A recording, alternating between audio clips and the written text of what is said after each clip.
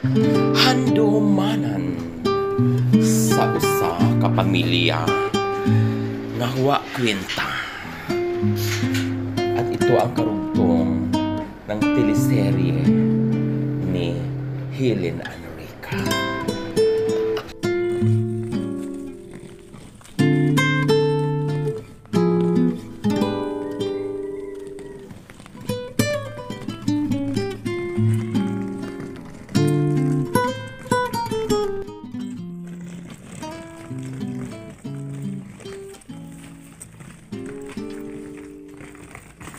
Gamo!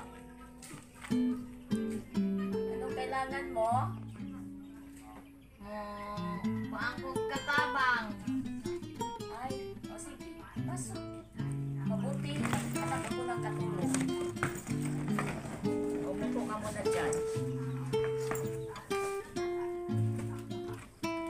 Anong pangalan mo? Helen Rabani. Marunong ka bang maglaba, magsaing, magluto ng ulam, tsaka maglinis ng bahay? Oo. At ang mama ko, kailangan na siya na may mag-alaga sa kanya. Ito yung mama ko. Ito yung mama ko. Kailangan na pag umaga, bigyan mo siya ng kape, tapos pag mga alas 8 na ng umaga, magsaing ka muna ng kakainin niyo. Andito yung ano niya, kwarto niya. O, tanan. Halika.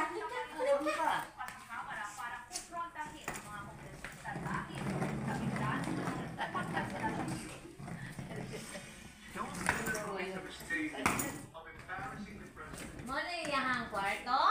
Mo niya kwarto. Nagkalat pa yung mga damit niya. Tupiin mo na lang yan. Tsaka, linisan mo. Pag umaga, pag bumata na siya, linisan mo yan, yung kwarto niya. Walisan mo. Oo nga.